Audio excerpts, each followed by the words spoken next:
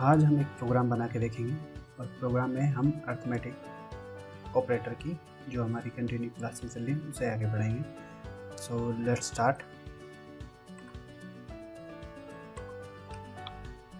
हम visual studio open कर लेते हैं। विजुअल स्टूडियो के अंदर हम एक प्रोजेक्ट बनाते हैं अपना। प्रोजेक्ट बनाएंगे हम कंसोल में। कंसोल एप्लीकेशन ले लेते हैं और कंसोल एप्लीकेशन को एक नेम दे देते हैं। आप अपने अकॉर्डिंग कोई भी नेम दे सकते हो। मैं अपने अकॉर्डिंग अपना प्रोग्राम का नेम दे रहा हूँ। और इस पूरी वीडियो में हम विजुअल स्टूडियो का यूज़ करेंगे बेसिक प्रोग्रामिंग को अंडरस्टैंड करने के लिए। आप कुछ भी प्लेटफॉर्म यूज़ कर सकते हो। अगर आप .NET फ्रेमवर्क यूज़ कर रहे हो तो बहुत अच्छी बात है, अदरवाइज़ आप कोई भी यूज़ कर सकते हो।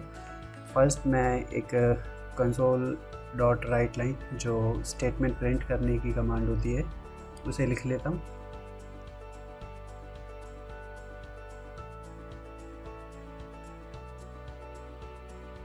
मैंने welcome to basic of programming एक मैसेज लिख लिया है। इसके बाद हम अपने वेरिएबल डिक्लेयर करते हैं। तो मैं वेरिएबल हम सम माइनस डिवीजन मल्टीप्लिकेशन या अरिथमेटिक ऑपरेशन वाला टास्क परफॉर्म करेंगे। उसके लिए मैं वेरिएबल ले रहा हूँ सम, डिव और सब्ट्रैक्शन। सम अभी सम को मैं 0, डिव को भी मैं 0 असाइन कर देता हूँ।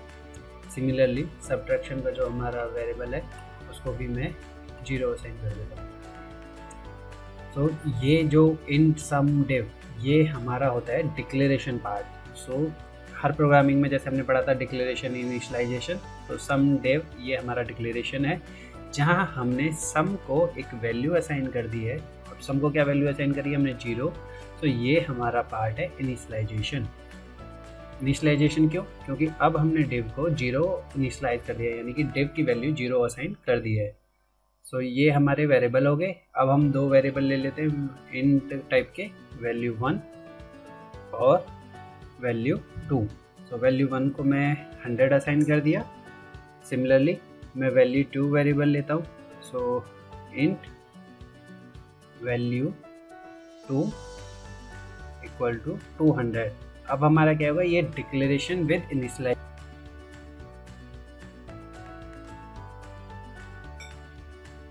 सम हमारा होगा वैल्यू 1 प्लस वैल्यू 2 यानी कि 300।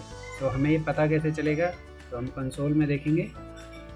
कंसोल में होगा हमारा सम इक्वल टू जो हमारा सम है।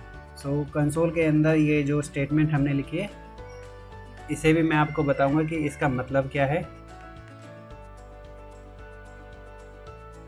सिमिलरली सब्ट्रैक्शन क्या होगा हमारा कि वैल्यू 2 यानी कि 200 में से हमें 100 माइनस करना है। तो मैं क्या लिखूंगा, वैल्यू 2 माइनस वैल्यू 1। टेक्निकली जो सब में आना चाहिए वो हमारा आना चाहिए 100। सिमिलरली मैंने कॉपी पेस्ट कर ली टाइम बचाने के लिए। सब्ट्रैक्शन हमारा सब हो गया। अगर ऐसे ही अब हमें क्या करना है, डिवीजन। तो डिवीजन को क्या कहते हैं हम, वैल्यू 2 डिवाइड बाय वैल्यू 1। और हम अपने वेरिएबल को चेंज कर देंगे। वेरिएबल हमारा हो गया डिव। तो डिव में अब हमारे 2 आ चुका है। वेरिएबल नेम, कंसोल, ये सब हम चेंज कर देते। होप यहाँ तक आप समझ गए। अभी तक हमने क्या किया है कि वेरिएबल डिक्लेयर किए हैं, वैल्यू को इनिशियलाइज किया है और सभी परफॉर्म ऑपरेशन कर लिए, सम, डिवीजन, सब्ट्रैक्शन, मल्टीप्लिकेशन।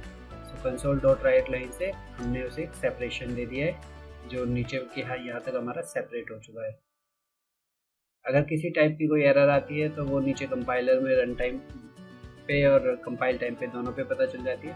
सिमिलरली ये एक नया मीन्स अनदर वे है जब हमें अपने हमने कोई मल्टीप्लिकेशन का वेरिएबल तो लिया नहीं है। अब हम उसे कैसे कह रहे हैं, वैल्यू 1 मल्टीप्लाई बाय वैल्यू 2, और जो हम सीधा आउटपुट होगा वो स्क्रीन पर दिखा देंगे console.writeLine से। अब मल्टीप्लिकेशन डॉट क्या होगा हमारा, इस तरह इस वाली स्टेटमेंट से हमने क्या किया है कि रन टाइम पे मल्टीप्लिकेशन जो मैसेज प्रिंट होगा विद वैल्यू से प्रिंट होगा। और रीड लाइन इनपुट रीड करने के लिए वेट करेगा ताकि हमें स्क्रीन पर रिजल्ट दिखता रहे। बेसिक ऑफ प्रोग्रामिंग ये हमारा आ गया। Sum equal to 300, sum equal to 100 और सब ओके, डिवीज़न के लिए हमने नेम चेंज नहीं किया, नेम चेंज कर लेते हैं, थोड़ा सा थोड़ी सी फॉर्मेशन चेंज कर लेते हैं ताकि ये हमें ठीक से दिखाई दे स्क्रीन के ऊपर।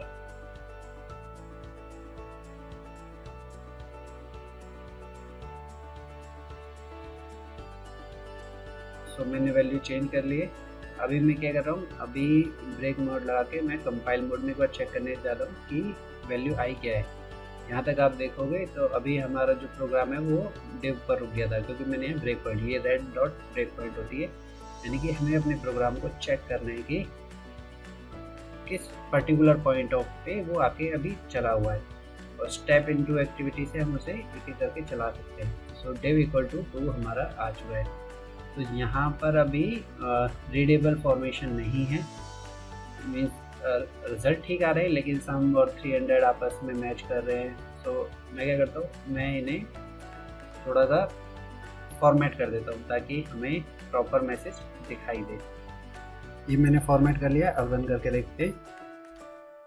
सो अभी welcome to basic of programming, sum 300, subtraction 100, division 2, multiplication 200। So ये हमारा पर्टिकुलर रीडेबल फॉर्मेट में रिजल्ट आ चुका है। अभी हमें क्या देखना है, अभी कोई भी प्रोग्रामिंग लैंग्वेज जब हम यूज़ करते हैं, सो अभी जितना भी हमने कोड लिखा हुआ है, कई बार क्या होता है कि हमें यही नहीं पता होता कि एरर कहाँ आ रही है। जैसे लाइक अगर मैं इसे लिख दूँ डिवीज़न और रन करना चाहूँ और देखो मल्टीप्लिकेशन का रिजल्ट क्या आता है, क्योंकि मैंने डिवीज़न कर दिया तो मल्टीप्लिकेशन क्या आ रही है 0। अभी ये गलत है। अब हम इसे कैसे पकड़ते हैं, उसे बोलते हैं डीबगिंग मोड। तो डीबगिंग मोड के लिए क्या करना है, अभी हम डीबग सेट कर लेते हैं पहली लाइन पे और प्रोग्राम को अपना रन करते हैं। जैसे ही हम रन करेंगे तो हमारा प्रोग्राम उस पर्टिकुलर पॉइंट पे जिसे हमने डीबग मोड पे सेट किया है वहाँ रुक जाएगा। उसके बाद क्या करते हैं, शॉर्टकट की है F11 और अदरवाइज इस एरो का यूज़ कर सकते हैं। तो हम एरो का यूज़ करते हैं, एक एक करके देखते हैं। तो आप यहाँ देखोगे अभी गए सम को 0 असाइन है, डिव को 0 असाइन है, सब्ट्रैक्शन को 0 असाइन है, और ये वैल्यू यहाँ भी देख सकते हो। वैल्यू 1 100 हो चुकी है, वैल्यू 2 को 200 असाइन है, लेकिन अभी सम को 0 असाइन है। जैसे ये स्टेटमेंट पर्टिकुलर लाइन एग्जीक्यूट होगी, सम की वैल्यू चेंज हो जाएगी 0 से 300, ये चेंज हो चुकी है। कंसोल डॉट राइट लाइन, अगर आप कंसोल पर जाऊँगा तो यहाँ तक सम इक्वल टू 300, क्योंकि ये पर्टिकुलर कोड एग्जीक्यूट हो चुका है। अब हम आते हैं सम पर। अभी सब की वैल्यू 0 है, वैल्यू 2 में 200 है, वैल्यू 1 में 100 है, और सब हमारा क्या आ रहा है 0। जैसे ये पर्टिकुलर लाइन एग्जीक्यूट होगी तो मेरी सब की वैल्यू 100 आ चुकी है।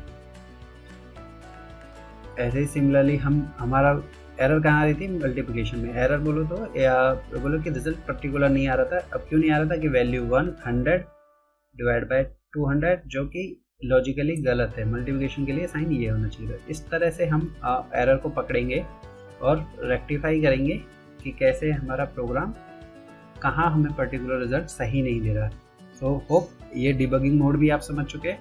नेक्स्ट वीडियो में हम फर्दर थोड़ा सा और आगे करके देखेंगे लॉजिकल ऑपरेटर्स, कंपैरिजन और असाइनमेंट ऑपरेटर। ये सब हम नेक्स्ट वाली वीडियो में करके देखेंगे। मैं प्रोग्राम को रन कर देता हूँ और रिज़ल्ट हमारा अब ठीक आ चुका है। तो इस तरह से हम अपनी एरर को और मिस्टेक को या पर्टिकुलर रिज़ल्ट ठीक नहीं आ रहा उन सब को डिबगिंग मोड में चेक करके ठीक करते हैं। होप आपको ये वीडियो पसंद आई हो। अगर पसंद आई हो तो please like and subscribe. Thank you.